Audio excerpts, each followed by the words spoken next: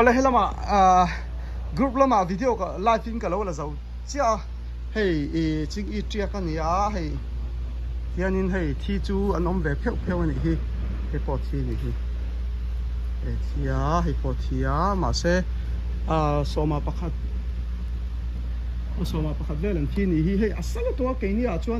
chuanin a chang le tu lai chu kan zin ve ai tim meang kan fa te school chot lai kan ma tun chu an lut le to a kha tiang vela khan tui ka pek lo hianin hei chip te tu ni asal tu ka za le som ni vela ni chung hi chu mo thina tun chu hei ni atla tan ni atla tep to a chunga ka lut ngam ve chawani chu hei muang hianin hei na chip the ro ani asal tu ka mo hey more chu kan sei lang lok ani chu kan omna hi asat le asal tu ka vole vur tle buana chu tiang chu ni hey tum po hi fen palia chunga hey ka ona fena po hemi grill house ta na fen an siam bik chem na kan tiang chu ki ka tiang fen chachi kan ti meng chu mo ali ka hmang chum pon a hne lo ni ne ngai na pom lo boka chu tilom dan ani a zep tel lok ani sa taka dia chon hi voina ta phun tlem jong phun ka tuma chon ka phun na tur ta po ka la ya kha hei tlemin an nuai dau ho hi chuan tha iti meng a chung kang hi chu a chung ne nei lu to ka wang hin ti meng a sa an tuar lu to an zo lo ni hi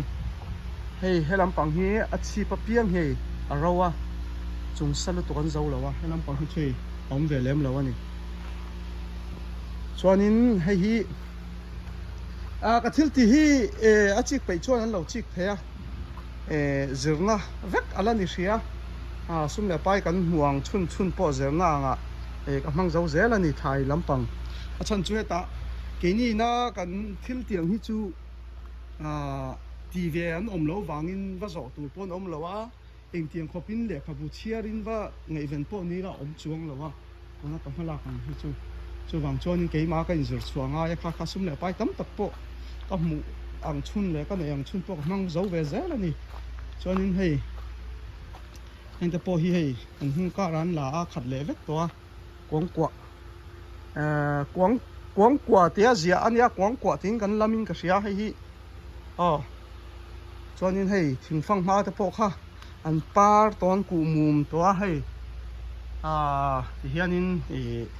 kala chuak zela en chakhop mai pot nen ka da asalu to ka hi ma zo hi tho cham thina tianin hei helai po hi thai ching na ta na kan ti ni lawa a chan chu tiau lung le lei po omang lo tiau le lung ka tiang chaw pol khau kha ni ya ma se tui ka kap huwa kal le ta chu ta hianin phun ka tuma kha po kha thadon le don lo ka thavik lawa zirna ni ya chuan hei phuin ham te chu kan ei seng lo ve khop maya han zor vak don nain eng tham vak ma ni si lawa chenin om vel mai ni ria chu mi teng za ni to mi tala rei lawa chuanin hei hi a chik pai chuan lo chikula tu lai chu ka tho ber po thelo in ka buai ve em me I chang chet lai te po ni a hei pui nam chu an tha khop mai kho vo lai hi chuanin pui nam hi ni amhu mang lo chuan a kha ni tun chu kha to lo tui khop mai I mani pon then chu kan frozen veng chu hei hi ai du seng tila ni nan thria eng ti tia lo tiak nge ka hrelowa helaya na thok min na thomin pui tu te phune mo ka tia ka zo ta kha phuna lo ni hlom lo eng tia run trau tiak ve nge ni po ka hlo ni hi thlai chikara anon tel ve po ni mai theya ka thlai chi kuina kumin thasika hria tang chu ai du sentel ani la ni lo ai du sentel ani chuanin chuak nem ve via wang a kung la chu pung chak khop mai hei a hria te kan omem comment lama te min ron thin ton ania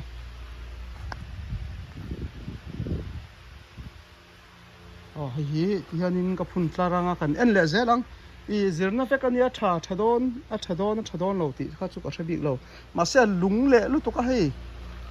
mong hian lung tiau noi chung ania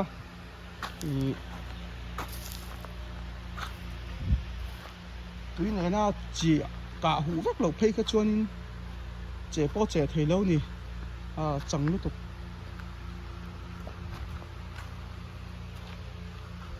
kan zir photanga greenhouse te pathian in rematia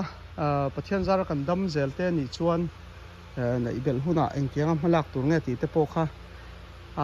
sumle pai nei le nei lo heng ka nei chun te te ten ka mang zo zel ni hi chuan hian enge tok tui te po an liat na ra po tam khop mai so tina nu berina aya te kan ne lo leng chu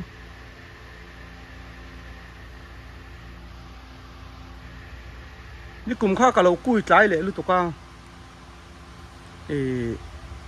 an ra man mang lawa kumin chu hei an ra man khop mai ka kum khat le kum khat kha zir kan zir ve na ania pon lam pang po so fang le tu rom to so dakina ka ron ti leng hei chin it lian ho po an la zo ve zela greenhouse thai in pakhat chau hi chu eng tham vak ma ni lo ni hi hei po hei marcha kha hi mizoram lama te po ka thon lu ta tu tang rei lo a chi te pon non ti darang heng te po hi sa marcha khoi ho po kha kan ti langa nge veina te ka ti thia ka ni hi man mo thei sia veina to ka va da le kha ara hian thak mấy khó phát cái pun cái ngâm lầu hay cái thil giỏ mà ni xe bung khát po hi kan dei rei thin khop mấy so thing nen mà purun var te nen kan deng ve thina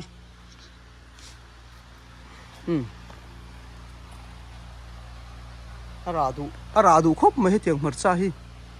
khovela marcha thak ber ni hi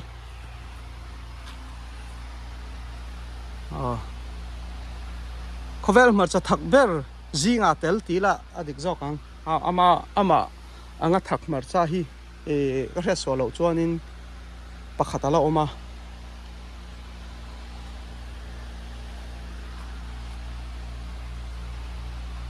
apat la chu te a hei bur te khani me ha ron ti lang to ka seipir po tung lo pu mo ei po tung lo ni kha chuan heng ser hi tun main group ar ngo theng kalo sei thiang group ami hi youtube lama dana chang kalo thra thin lawa whatsapp group mo kun ha thok te zol bu hei hi tun ma in hetiang pot ne na ka boy thain ka nei ma te po kan tiang chu hian instead danga tangin hemi kung khathi somthum panga in hetan run zuar thina chu state danga tang mo hemi thain ka nei nuwa hianin somthum panga ron zor kha cheng ri thin ka pe chuak vele ni chu aron zuar tu te pona an khar chhong thei tur khopat lomin ga lo ti sakani chu tam takin huan thlaya sumla lu tok tura min ngai kha ka la lut ve viau lem lo ni chu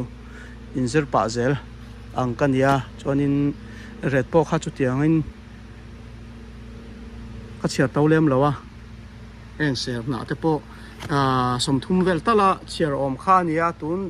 thai in ka dei ma te ang chu chuan ma se tun hi cheng re tin ka lo pe ve char he zo vele trep to ni thianin athar kha kan siam zela hela ma te po ku tia te po om le a tek tran te khanin mi na sum la lu viau tura min ngai ang chu kani lo